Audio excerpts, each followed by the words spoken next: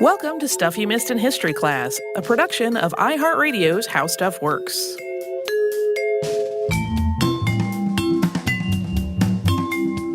Hello and welcome to the podcast. I'm Holly Fry.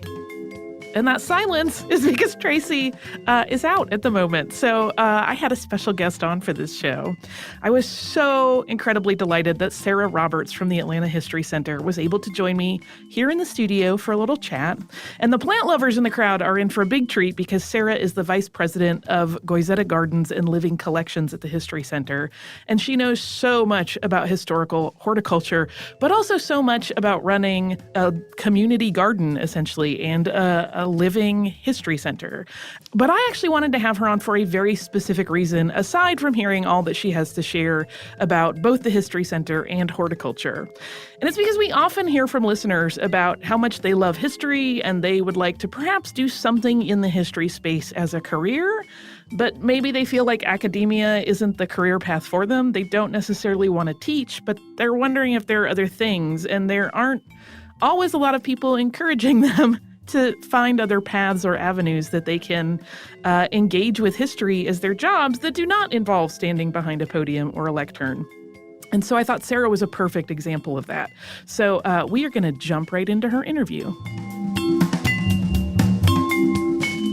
So first of all, for anyone listening who doesn't know, I think most Atlanta natives know, but outside of that, they may not, and even some Atlanta natives don't. Tell us about the Atlanta History Center and what it offers. Oh, goodness. The Atlanta History Center has so much to offer. It has Atlanta's largest local history museum with multiple permanent exhibits and temporary exhibits, traveling exhibits. We have the 33-acre Goizueta Gardens, which is surrounding the entire museum complex, all the way from the very entrance where you first pull in to the back corners of the property. There is the Keenan Research Center, which also has the Cherokee Garden Library within it, and all of Atlanta's archives are housed there. I think people don't always realize how much is going on there and how large and expansive it is. I didn't, even very complex. Until I started kind of working in the history space, I did not have a sense of just how expansive it is. And then will you talk a little bit about your role there and specifically how you ended up in this job? Because it's a uniquely history-oriented job, but that was not your career path. That's so true. How did that happen? How did I end up in history? The Goizueta Gardens was something that developed first with Louise Allen, the wife of Mayor Ivan Allen Jr., and she recognized the cultural landscape of the Swan House and its iconic gardens. So she pushed, as a trustee at the time, that we needed to move the Atlanta Historical Society to this property.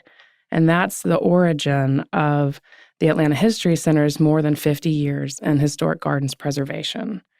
And she pushed for all of the community garden clubs and local people that were interested in gardens to come out and participate and have a role in preserving those gardens and maintaining them. So it really had a grassroots origin story, which I love. It's very unusual for a public garden to have that community drive to get it started. Lots of gardens start with a big master plan from a landscape architect, and then they slowly over time build that out. Whereas the History Center's garden started with the community saying, this is something that we want to do. We want to preserve this iconic landscape, and then we want to develop it and add to it. And then will you talk a little bit about your education and how you landed there? Yes. So I have a bachelor's degree in ornamental horticulture from Berry College. And while I was there, it was important to me to do some internships and to travel. So one of those internships was at the Arnold Arboretum up at Harvard University. And that was my first taste of public gardens. So public gardens is something that people may not understand exactly what that means. It's a garden that's open to the public, yes, but it's also an institution that preserves and collects plants and labels them. So it's for the betterment of your community, it's for educational purposes, and it could be for research, all of those things. And when I was at the Arnold, I did my internship in curation, which is also something I think that just blows right by people. They don't think of gardens as being curated, but they are. So just like you might think of an art museum or a history museum, all of those outdoor spaces can be considered exhibits. So the gardens that we have are also like an open air museum or an accompaniment to the museum where you can look at something inside, learn all about the Civil War, and then step outside to our Smith farm and immerse yourself in this environment that is authentic and real and start to really imagine what was this life like. But that requires a really researched and thought out landscape to set that tone and also have the house and the plant collections and everything around it be accurate. And you also studied abroad as well. Did that contribute to your knowledge and appreciation of history and how it relates to horticulture? Absolutely. So, like I was saying, my internship at the Arnold was that first eye-opening appreciation for plants being something beyond decorative. I had started in ornamental horticulture, and then when I started there in curation, I got to get into plant records and understanding that this plant that's beautiful, like a paper-bark maple, why was the one there so old, and how long had it been there? Well, it was the very first one brought there by this plant explorer from the far-flung corners of Asia that had brought this back, and it was the very first one in this country, and I thought, well, hold on, that has a whole interesting story. I want to know more about that.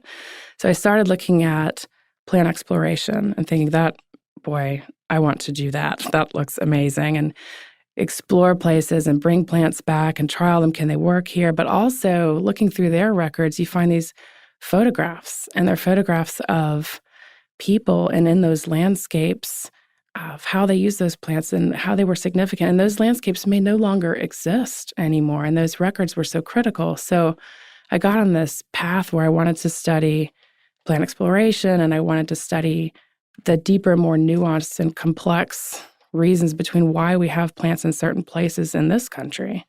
So I ended up studying abroad at the University of Reading over in England and working on soil science and garden history and phylogenetics and just every different aspect of the field that I could study to really broaden my own understanding of how all these different things are connected. And while I was there, I met my future husband. But I came back to America, and I got a job at the New York Botanical Garden, and I worked there for 5 years as their curator of herbaceous plants and outdoor gardens. That was a tremendous learning curve and experience of managing plant collections. And also, I got an opportunity to go on a plant exploration trip. So I got to go to the Republic of Georgia. I got to go on a seed collecting expedition. I got to learn about creating herbarium specimens called vouchers, how you dry them in the field and you're carrying them around and you're meeting the local people and they're offering you the food they grow. And you're starting to appreciate how interconnected all of this is, people and culture and plants and environment and landscape and how all that works together. So actually it ended up being tremendous training for this job that I have now, where our mission and vision is connecting people and culture and history. So that's part of our story. And then I ended up moving back to England for 3 years and working back in garden design again before moving back to Atlanta and back to my roots here. Nice. And we all get to reap the benefits of that. When you're setting up a historic garden, you have a space and they want you to recreate something similar to what it would have looked like during a specific time period. How do you even start that? It's so interesting. The development of a new garden has so many facets you have to work through. So first, we live in the city of Atlanta. We're gardening there, and there's a lot of rules. So there's rules about what can you build and what happens if there's a tree right there. So we work within, we are about preserving collections and trees. So we are always trying to save them. So any project we go in with preventative measures, how can we save our trees? Then we're looking at drainage and irrigation and other functional and engineering components of whatever we're trying to do with this landscape. Then we're looking at I guess we would really begin with what is our whole scope and vision? What are we trying to achieve here? So with a new garden, it might be that, for example, our new entrance gardens that we're working on right now, what I want to do is set the stage for when people first drive in to the front door at the History Center, they see that we are a public garden. It is not solely a museum, which is, I think, what most people's understanding is of the History Center. So when you first drive in, you'll arrive and be surrounded by a cultivated, curated landscape that draws you in. And so I have to think through, how do I draw people in? For most people, that's with flowers. They want to see something beautiful. Okay, so we're going to have some flowers and draw people in that way. But how do I make it go beyond the decorative and the ornamental? So I want them to park and then come up. Maybe they'll go to Super Jenny or they'll go to Brass, which are right in our front entrance, and then head out into the gardens in the front and this new landscape we're working on, and sit down at one of our tables or walk through the landscape and really be immersed in it. Because what I want to do there is echo the modern and progressive take that the History Center has with our new architecture as well, and the cyclorama building, and everything looks beautiful and modern. I want the landscape to look beautiful and modern too. So one of the things that we're going to do is utilize that acreage to reflect the style called the New Perennial Movement, or the Dutch Wave. It goes by a lot of different names. And this is a forward-thinking, more sustainable way of creating a new garden. So what we're going to do is put in plants that are suited to that site, not try to force a plant that needs a lot of water in a space that doesn't have much, for example, but also create an environment where people want to ask some questions. Why did they plant this like this? Why are there so many grasses up here? Why don't they mow this down? This is wild looking. Because people's idea, especially in our neighborhood, is very cultivated and clipped, and there's boxwoods and there's pansies and tulips, and that's what a garden is. And I want to push that envelope. I want people to come out here and say, well, what is going on at the History Center? What are they doing up here? And then walk in there and learn how to appreciate plants for different reasons, like creating a relaxing and beautiful and soothing atmosphere that you can walk through. And then when you slow down to look at it, you'll see it buzzing with pollinators. And you'll see every time that you come past that garden, instead of being a static landscape, it'll be changing throughout the seasons. And part of this is teaching people to appreciate the seasonality of plants. The early spring to late spring to summer, the blooms are going to cycle in and out. Plants are going to get bigger in the summertime, and then they're going to fade into fall color. And then we're going to leave those seed heads on. So the birds will come out, we'll have goldfinches on our coneflowers, all that sort of thing. You'll see the chrysalis, you'll have from the butterflies that have visited. You'll see and appreciate all these smaller things when you walk through an environment and you're immersed in that landscape of a more ecological planting, a more sustainable planting, and hopefully teach people that it's okay to have grasses that turn beige in the fall. You don't have to cut them to the ground, leave them up, because that also holds that soil in place, and that keeps that soil from eroding away. So there's all these reasons that we build landscapes the way they do, how they look, how they make people feel when they're in that environment, to protect the soil health, which is how any garden survives and thrives, is with its healthy soil, and then how that plant or that garden senesces into fall and winter. And that kind of landscape is also beautiful. And to teach people that it doesn't have to be clipped and green and in flower. It can also have a natural beauty to it, and to learn to appreciate that. I like that, because you're kind of teaching people like natural history along the way, and it's not all about the manicuring that we do, but letting plants be the same thing they have always been and appreciating them for that. I love that. So in an instance where maybe instead of having to create something that is a little more modern, when you're tasked with creating or recreating a historical garden, how do you figure out what plants are going to be appropriate for that space? Because often they have been decimated and are no longer part of the area. How does that even begin? We have to go back to our records. The wonderful thing about working at a history center is I don't have to go very far. I have to walk 100 yards to get to the Keenan Research Center or to get to the Cherokee Garden Library and look up everything I can find about what would life have been like in this particular era. So let's use the Smith Farm, for example. We want it to be accurate to the 1860s. Well, how do I find out what farmers were doing in the 1860s? I need to read what they were reading. So I can go there to the library and work with Stacy Catron, the director there, and not only pick her enormous brain for ideas and resources, but she will pull out all the literature that they would have read. We have those original source documents, and one of them was The Southern Cultivator, and I could read through those and read the same thing that Robert Hiram Smith would have read and decide, all right, well, this is how they were growing this plant, not only which plants, but how they grew it. So it's not just, okay, they grew tomatoes, let's throw some tomatoes in the ground and grow them the way that we grow them today. We have to think, well, how did they grow tomatoes? And in fact, they had only 1 or 2 tomato varieties that they would have grown. Look at what we have today. So first it was looking at the plants and trying to decide, all right, well, if this is what they're listing, they go by this name in this catalog, but what are they called today? They might have a different name today. So we look up those, we look up seed catalogs, we look up resources from newspapers. Like, we don't want to just grow it because it was available in 1860. We want to grow it because it was available in 1860 in Atlanta. Right. So it's authentic to this local area. So we then have to figure out, well, how would they have grown these and staked them? And we learned some methods about using natural branch material and weaving it together to create a tomato table, which is something we've never done before, or to grow them as a cordon. So these are methods, historical methods of growing plants that you don't see today. And we want to keep that tradition alive and show people what used to be done.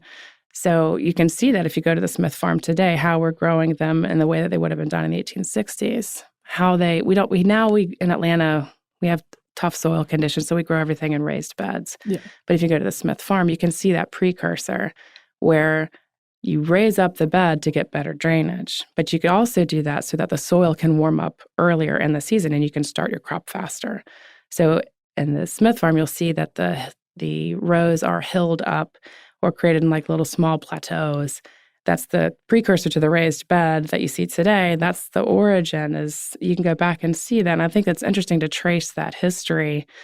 So yes, going back to the library, researching those materials there, and then also talking to other gardeners and people that, farmers aren't always, the first to move on to the new technique and the new method, and they'll remember. So there's a lot of oral history that you can do as well and find out who else remembers growing these with their grandparents and how did they grow them and what did they grow and did they pass that seed along to anybody? Did somebody save it? And can we get hold of some of that seed? So there's a great process there that we love. And in that way, you end up adding to the collection, I would imagine, as well. Absolutely. So we have an amazing urban agriculturist, Emily Roberts, who does the Smith Farm now, and she is very well connected with our network of local farmers, organic farmers, historic researchers of crops, and has been able to bring back crops that would have been grown here that have been lost, that researchers at universities have been able to relocate, rediscover, grow on, and then disseminate that seed to places like us to show them to the public now. And the Smith Farm is a pretty successful garden. Yes. What do you do with all that food? Isn't that a great question? We have cooking demonstrations. So we have an outstanding group of interpreters that come out there, even if it's incredibly hot, and they will be doing open hearth cooking. I've had pancakes made on a griddle. We try to use crops from our farm in all of those demonstrations, and they're using their researched historical receipts or recipes and looking for those ingredients. So we will work with them to say, what do you need to create the food you want to create? And we'll grow those crops for you. So we have to do that way in advance in order to have those things ready at those times. And we've had a lot of fun. We have a lot of public programs too, and we've had people like Michael Twitty come out, and then he'll go out in the gardens and harvest what he wants to grow or harvest what he wants to cook with and do those demonstrations as well. So we have public programs where we do a lot of the cooking demos.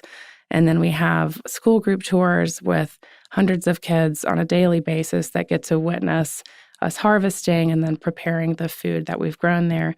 And we also have given a lot of food to the Atlanta Food Bank when we have too many, or sometimes we have a whole field full of cabbages coming in at the same time. So we can donate some to them, or we can ask Super Jenny at our location if they need anything. And so we can give them our herbs or any bonus crops that we have. So none of it gets wasted. And if there's anything left, it goes home with the staff. We have loads more from Sarah coming up in just a moment. But first, we're going to pause for just a little sponsor break.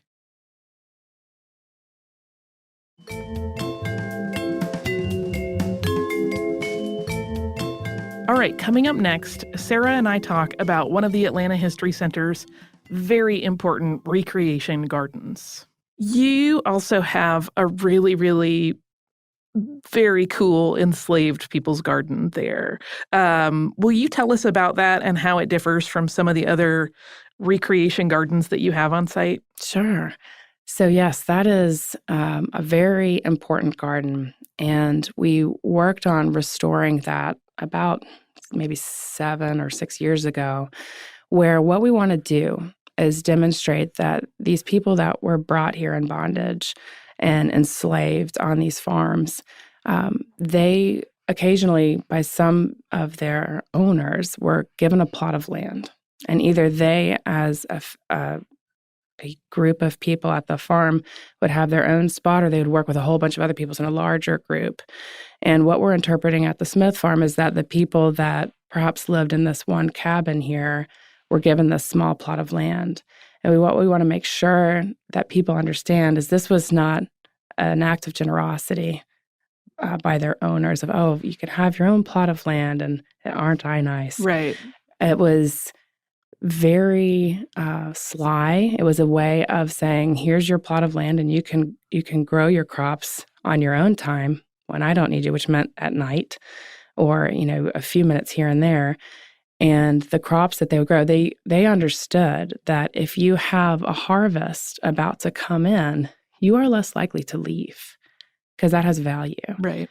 And that was their place where they might be able to grow a few plants for medicine because they didn't have access to Western medicine, and nobody was going to spend their money on that. And so they would have to grow their own and figure out what can I use, what can I grow here, learn from other people and exchange seeds and grow those in their own small plots and apply that to themselves. We also have we've done some oral history research on these things and have knowledge of some seeds that were tucked into folds of clothes, and that's how those seeds made it over to the United States. Plants like eggplant are from Africa, something that people don't think about.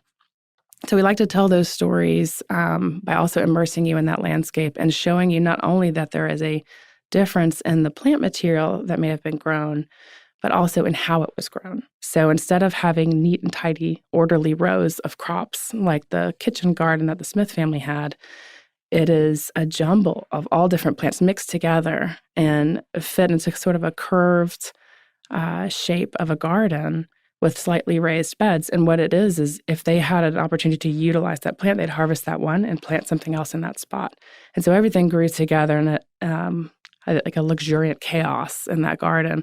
But actually what we have found and learned from our history over time is that is a healthier way to grow crops. The orderly rows of crops, if you get one pest, they just move on through that whole crop. But if you have it mixed and scattered throughout your garden, they might only get that one plant. So there's a lot to learn. It's a nuanced and deep and complex story. And I'm glad that is something that we talk about there. One thing that we've talked about in all of this is that these are public gardens and that you are, of course, we're working in the modern era when soil has changed and climate has changed a little bit. And I'm wondering how you strike that balance between historical accuracy and also maintaining a functioning public garden that needs to thrive on its own with what we have today. Such a great question. And it's something that applies to so many public gardens. That's a dance that we do every day. So when you have modern day pressures, let's say pests, for example, or disease on historic crops that never faced that pressure before, you do have to make a decision. Do we throw every effort and resource into preserving this historic plant, or do we replace it with something that is more sustainable? That's a question that every single situation requires its own team to research and decide on. One example for us is the boxwood in front of the Swan House, iconic boxwood. We have the historic ones that are still there right at the base of the house, and then opposite those, closer to a big cascade fountain, were boxwood that got boxwood blight. And so that had to be treated rapidly, and they had to be removed. That is the only thing to do when you have an infestation that was as bad as the one that we had. So they're gone, And we had to think, do we want to replace it at some point, knowing that those tiny little spore are going to still be in that soil and they're still going to infect the next plant? Or do we put in something else? And so we decided, there's a team of us that worked on this, and we decided to replace it with a little leaf holly that will provide the same impact that the boxwood did, the same design intent from Philip Trammell-Schutze, the architect and landscape architect of the Swan House and Gardens. So we did that. We bought them at a big size. We've pruned them. We've watered them by hand for years. They're thriving, and they cannot be affected by boxwood blight. So we know that long-term those are there. They don't require a constant and heavy investment of fungicides or special treatment. So that felt like a smart choice for that situation. But where we have 100-year-old boxwood in front of the Swan House that are not infected or might have a tiny bit, we want to preserve those and preserve that iconic look. So those do get more care and more treatment, but on a much smaller scale that's more affordable and sustainable. I want to shift gears a little bit to talk about something that people might not think of as part of your job. Okay. Animals. Yes. The History Center has an animal collection that is not insignificant in size. So true. Will you talk about some of your heritage breeds and also just how you work that into your probably not ever a thing you thought when you were getting your horticulture degree? That's so true. There was a big learning curve there.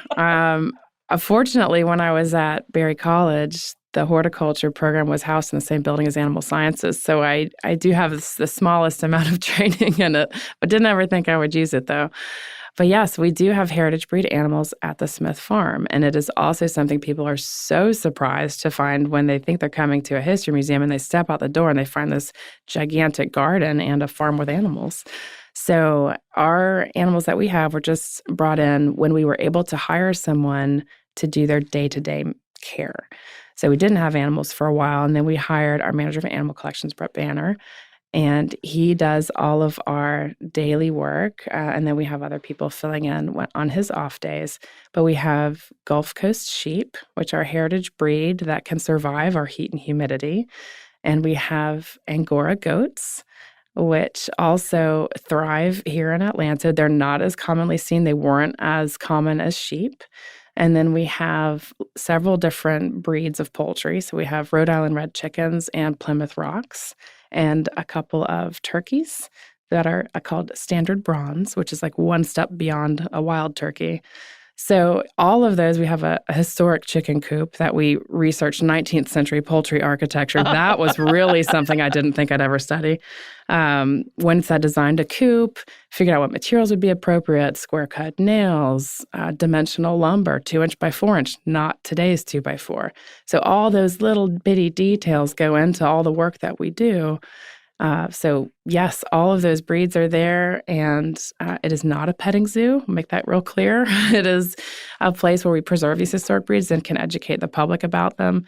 And I'm excited to say that we are going to attempt to carry on that heritage breed by bringing one of our sheep to another farm and see if she can get impregnated, and then we'll bring her back. And if we're lucky, she will be pregnant and have a lamb for us in the spring or two. That'll be exciting. Very exciting, so fingers crossed. It is really hard to not want to go in and pet all the animals. I know. It's so hard. Most important. You can probably pet them, but Buster's very friendly. And if you just call him, Buster, he'll probably walk up to you and let you scratch him between the ears. But most importantly is don't feed them. Please don't feed them. Yeah. They're on a healthy diet already, and they don't want any people food. That's one of my personal crusades, is to always tell my friends not to be giving particularly birds that they see in places. Yes. Please stop giving them bread. Right. It's not good for them. It's not good for them. It means well, but don't do it. It makes them very sick. Yeah. You mentioned building this unique chicken coop that is historically accurate. Yes. One of the things that I have heard you mention before is that you guys also mill your own lumber there, which may or may not have been involved in the coop, but I know in the fences it shows up. Will you talk a little bit about that? We use a contractor to do it, but we save our trees whenever we can. So if there is a tree that needs to come down because it's structurally hazardous, we will look at that and decide, is there a way that we could use this lumber on site? So we can have it milled locally and brought back here, and we will store it. And we stored our last lot of wood. It took about 18 months for it to dry. And once it got to that critical moisture point, we decided what we're going to do with it. And I had eyeballed one tree in particular and thought it was a white oak. It had lots of good lumber, and it had to come down anyway. So I thought, well, let's see what we can do. And we are in the process now of creating an absolutely enormous table. I call it the tree table. And it's going to go up in this new landscape, the entrance gardens, under some towering pines and oaks. And it's going to be about 60 feet long. Wow. It'll be huge. And it's all made from this tree just on our property. All of it is going to be utilized for this. And the tabletop is more than halfway through. So we're still working out all of its final structural components and exactly how it's going to sit in the landscape. But it will be very cool. And I want it to really represent bringing the community together in Atlanta. You're welcome to come here and eat your lunch and enjoy these gardens and sit in the shade of this little remnant of forest in Buckhead and join us and have conversations and talk to your neighbor and have a coffee and sit in this landscape and think about all these different things that we've brought up today, or, just enjoy being outside and appreciating that we have that opportunity. That's so cool. Thanks. Oh, I can't wait to see it. It's going to be real cool. Will you also talk a little bit about all of your building collection? Oh, there's so many buildings. So you mean the historic homes? Yeah. Yes, so the Smith Farm we've talked about, and there's a number of buildings there between our old barn, the blacksmith shop, a corn crib, a dairy, which is a small room, a kitchen, smokehouse, the coop, and the enslaved people's cabin. And then we have the Swan House from 1928, Philip Trimble Schutze's classical masterpiece. Then there's also a cabin out in Swan Woods. Swan Woods is about a 10-acre section of our property that is Piedmont Forest. And we have this very cool cabin that's out there, and it's actually being utilized in a new school group tour that we're putting on, where because this cabin has logs from multiple different eras, it's been put together. It has its own unique and long history, but there's no one date that we can put on that cabin. So we can use it to interpret different periods. And right now we're looking at what happened when the Creek Indians were pushed out on the Trail of Tears, and then who would have moved in. So this could have been their home, and then they would have been pushed out, and a settler during the land lottery could have moved in and acquired that home. So we were able to tell those stories with these historic homes and many, many more stories. And I think that's one of the things the History Center is so good at, is telling stories that aren't often told. And I think that we can do that both within the museum, within our historic houses, and in our gardens. There was one thing when I saw you speak before, you mentioned something that just struck my fancy, which is another callback to how you can't always recreate a garden the way it was. Yes. Oleander. Yes, the oleander story, yes.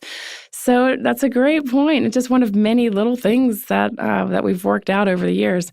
The Swan House's beautiful cascade fountain in the front, Mrs. Inman used to put terracotta pots on each of the little pedestals alongside that fountain. And we recreated that with terracotta pots. And what she had in there that we know from photographs and scrutinizing old photos was oleander, pink and white were her favorite colors. So we eventually recreated that, and we found out that wasn't exactly what brides always want to have in their weddings. And we used that space in front of the Cascade Fountain as a rental space where we have lots of weddings every year. So it meant our staff would have to pull all those pots down every time they wanted to do their own arrangements of flowers there. So yes, well, to be strictly true to historic accuracy, those pots with those oleanders would be there. But on the downside, oleander is toxic if eaten, so we don't want anyone to pick it and eat it. So we thought maybe that's not the best thing to have out there.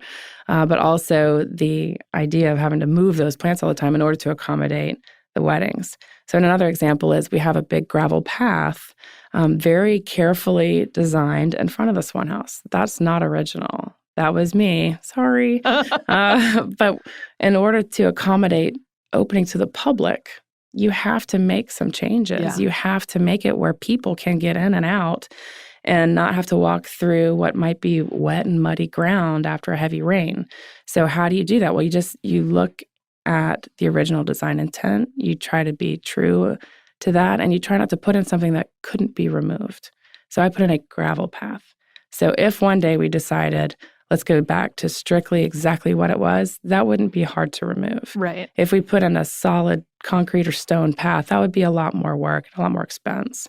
So this way, we've put in a way where we can have wonderful rentals and weddings, and people can walk on it and utilize the space, and everyday visitors come in and out without causing damage to the landscape because they're on a regular path. Whereas before, when it was just lawn, when you put that much foot traffic on it, it's going to die off. Well, even though you apologize for it, it's the difference between keeping a historic space usable and something that people can interact with and appreciate versus, no, I swear it's beautiful inside. Right. You may not be able to get there with any sort of ease. Yeah. Exactly.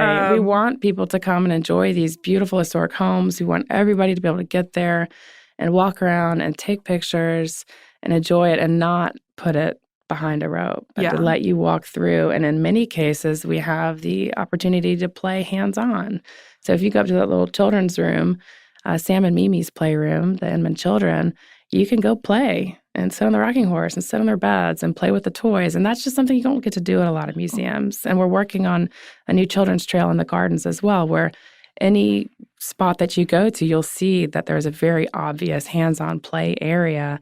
So as a caregiver or an adult, you can maybe read some of the panels or look around at the gardens or that particular location, but your children might be playing in the playhouse or investigating some little children's feature that we've added to the gardens. There is more coming up, including how the Atlanta History Center solved a problem of trying to recreate a meadow in a space where even weeds would not grow. But first, we're going to hear from one of the sponsors that keeps Stuff You Missed in History class going.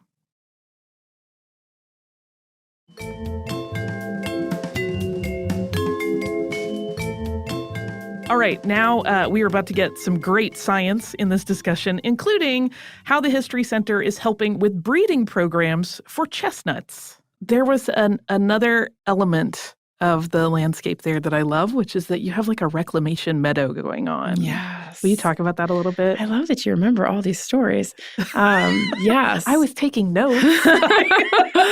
We have several reclamation meadows. So at the end of every construction project, we have to take what is left and figure out the mechanics of how to make that soil healthy again, as well as breathe life back into it. When you drive heavy machinery over soil, it is inevitable that it becomes compacted. So we always do preventative strategies first, and then there's the area where they have to drive the vehicles, and so we have to come in and fix it. Well, when we built the wood cabin out in Swan Woods, there was quite a bit of compacted soil, and I thought, what am I going to do here? But it was the first time also that I had any full sun out in that woodland, and the missing component to that woodland was a wildflower meadow. When in any forest, and in that forest is a secondary succession forest, meaning it's been cut once and it's regrown. So everybody left to go fight in the Civil War. The cotton fields were abandoned, and up sprang these woods, and they have since been preserved since that time. So now I have this one opening where we built the cabin, and there was some sun in that spot, and I thought, now I can finally create the understory, the perennial meadow that would have lived here. So just like if you had a natural disaster, if you had a tornado rip through, it would clear out an opening. We're trying to recreate an authentic regrowth. What would that look like? So we use strictly Piedmont native plants in Swan Woods, which is this band across where Atlanta sits, across Georgia, between mountains and coastal plain. So we're only using those species. We use a flora. We use Alan Weekly's flora of this southeastern region to identify which plants are really native here. So checking all of our accuracy, and then what kind of conditions do they want to grow in? These are not plants that you can just go to the store and buy in a 1-gallon pot. You have to grow these plants from seed. So then we have to source that. Well, you can't just throw seed on a compacted clay piece of earth. Nothing will grow there. We knew when we didn't even have weeds in that spot that we had some serious soil issues. So the first step was trying to rent a tiller. It has very small access. You can't get a tractor out there or anything. So we rented a tiller, and it just went ding, ding, ding, ding, ding, ding, ding across the ground because it was so hard. So we tried another larger tiller, and we worked in 1 inch of compost. We didn't want to make rich garden soil. We wanted to recreate a natural process. So basically speeding up a couple thousand years of evolution within a couple of years. So we did that there, worked in a little bit of soil, and in order to put our first round of seeds out, and we use seeds like partridge pea, which is a legume, and it creates its own nitrogen. So it can feed itself. And then when you let that crop die down and you seed something else, it adds that little bit of layer of organic matter to the soil, and it's a little bit richer and a little bit nicer soil, so then a higher species can be grown. And you keep doing this for a couple of passes, 3 or 4 passes in with our seed mixes, we started to see real vitality and that something was working. We also wanted to take the opportunity to grow another species in our living collections that we had not been able to do much, which was American chestnuts. We know that the American chestnut was here. You can see them on plats. They were often used as the corner posts of a property line because they were big. And when the chestnut blight blew through and killed off a lot of the chestnuts, they would spring up from root suckers, but they were pretty much as a functioning species wiped out. So what we want to do is also tell that story of species that were once here that we no longer see today. So on the lower half of that meadow, we wanted to plant American chestnuts, but not just any chestnut. We wanted the ones that have the American Chestnut Foundation has been breeding for decades. So I worked with Dr. Martin Cipollini at Berry College, who was my old botany professor, to say, I know you're studying these. I remember researching them in school. Can we grow some of your hybrids? And so that worked out to a great partnership with them.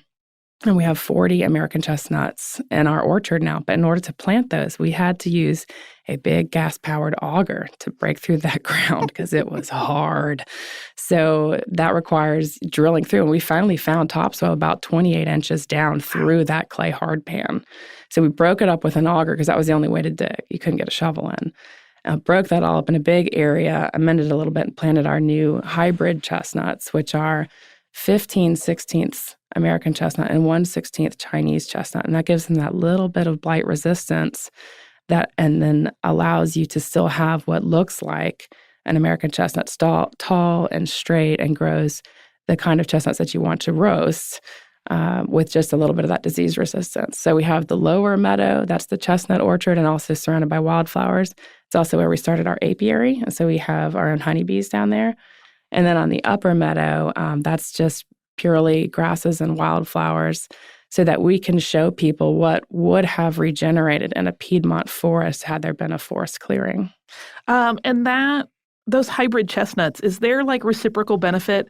Does your former professor come and get to look at them and see how they're doing and examine what's going on when they have kind of all of the benefits of ideal growth? Yes. So what we will do, so he's been back here again, and we can send an annual report to say what's happening, what's doing well.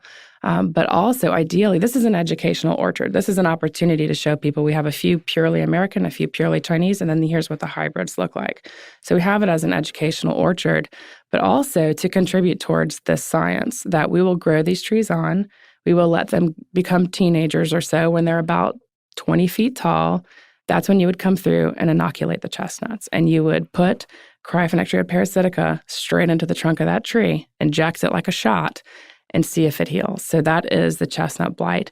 It's either going to grow a big, horrible weeping wound, and you'll know this tree has no disease resistance, just cut it down, or it's going to heal over, and it'll be one of those that you think this is one that we need to breed from to carry on this research for the next generation.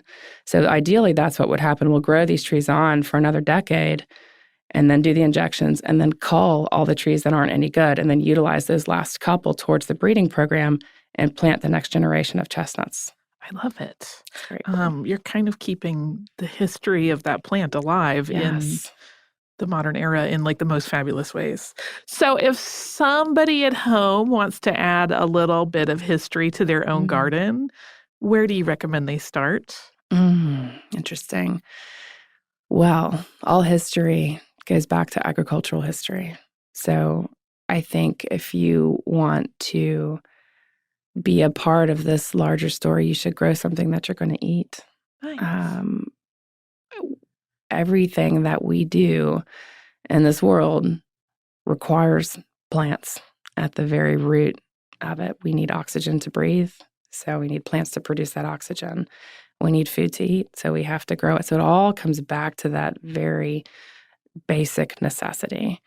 So growing something, and I would say teaching a child or someone who is real, city dweller that has never spent much time in nature, has never grown anything on their own, sharing that story or that amazing sense of pride of having grown something from seed that actually grew and became like a little tree seedling, and then go plant it somewhere and water it in and keep an eye on it and watch it grow, because it's hard to even explain how much that gives back to you.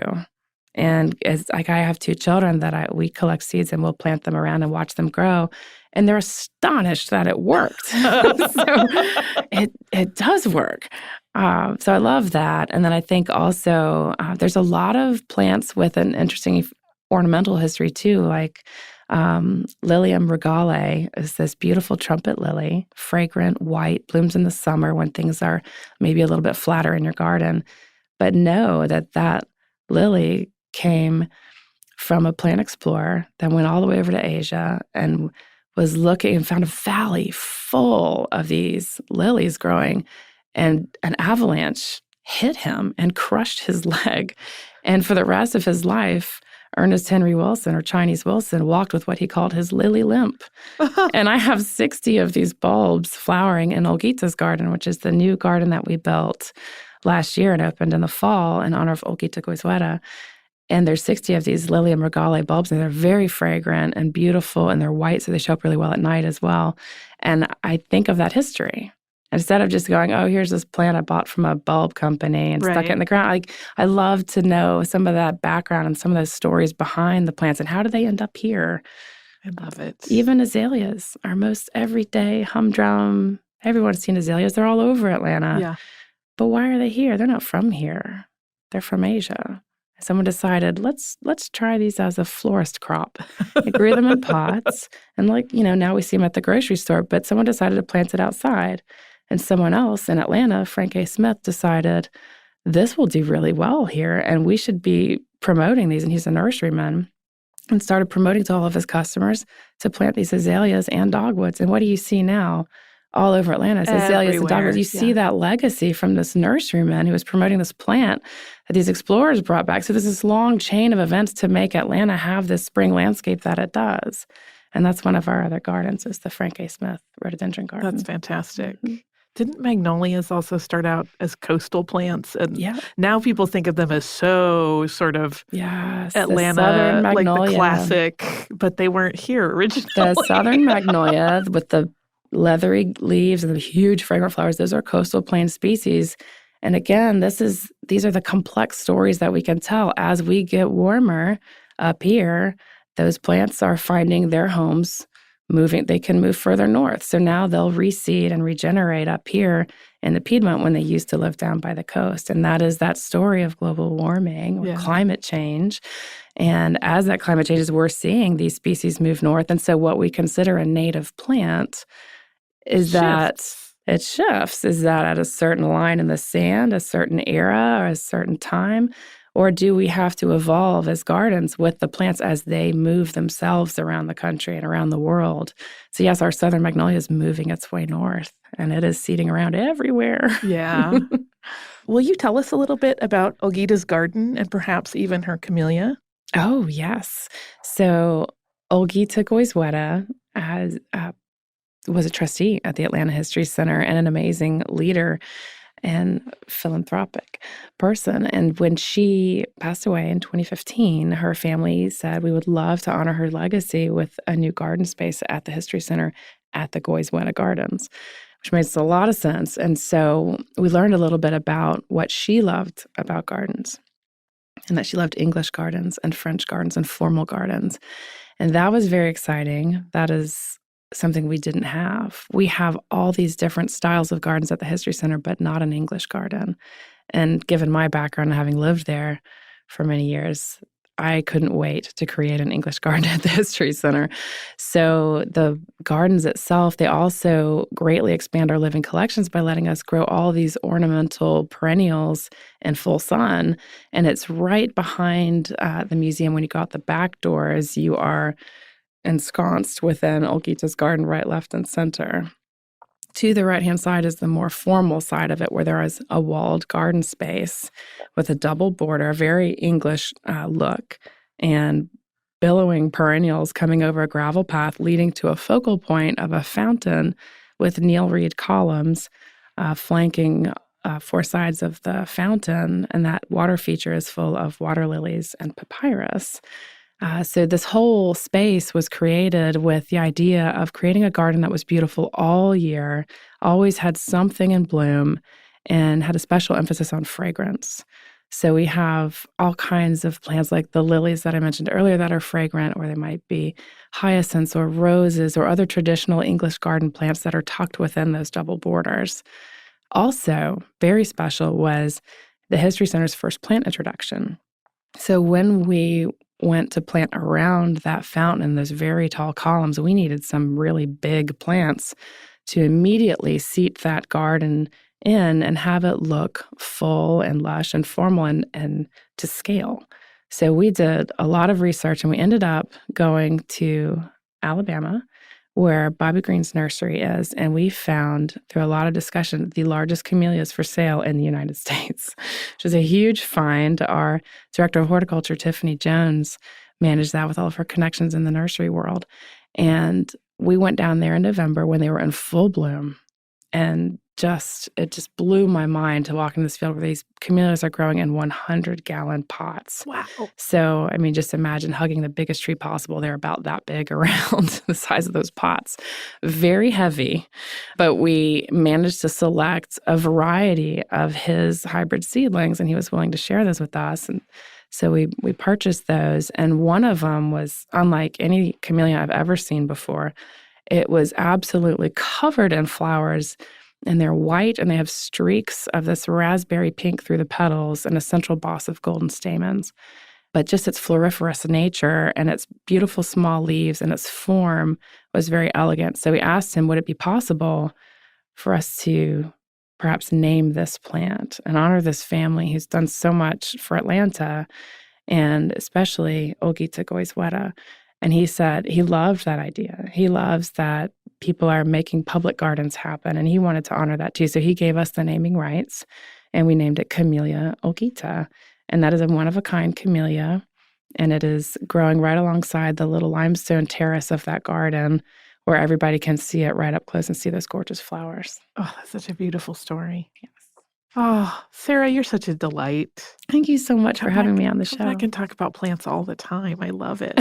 But thank you so much for spending so much of your morning with me. I feel so lucky and spoiled. Oh, it was a pleasure to be here. Thank you for having me. Where can people find you or the History Center? On our website, atlantahistorycenter.com. You'll also find us on our blog, and we have Facebook and Twitter, so we're all over the place. Perfect. Thank you so much. You bet. Many, many thanks to Sarah and to the Atlanta History Center. You can check out everything that they've got going on at atlantahistorycenter.com.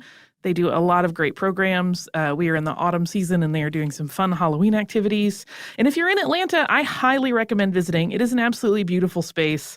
You can see all of the amazing things that Sarah described, which you might have been surprised to learn exist there. So I hope you all go and check it out. I also have a little bit of listener mail. I'll keep it short since this was kind of a longish episode. I believe this is from our listener, Sharon. It is a postcard, and I know I always tell you, but it really is true. Things often get a little bit blurred or distorted because they put stamps on the postcards at the post office. So she writes, Dear Tracy and Holly, I love the show. On a recent trip to Tillamook and the Oregon coast, I thought about how there are very few lighthouse episodes. Oregon has some great and spooky ones. She recommends some specific ones, and she says, just a thought. Thanks for making my long commute better. I love learning from you and sharing with my students. And she just writes, P.S. I thought the cow was just cute, it is on a cow postcard. One, I just wanted to take this opportunity, since she is an educator, to thank her for being an educator and all of the educators out there who listen to the show. You are doing such important work, and we're so grateful that you're out there. And also just to say, I will always talk about a lighthouse. Those are fun, so I'll hunt for some of those stories. I can't ever promise. We have a long list, and it kind of just depends when things shuffle into rotation, but note taken.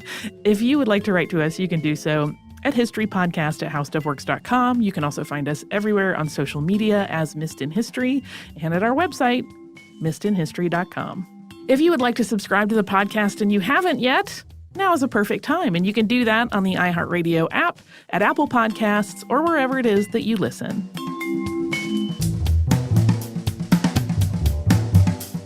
Stuff You Missed in History Class is a production of iHeartRadio's How Stuff Works. For more podcasts from iHeartRadio, visit the iHeartRadio app, Apple Podcasts, or wherever you listen to your favorite shows.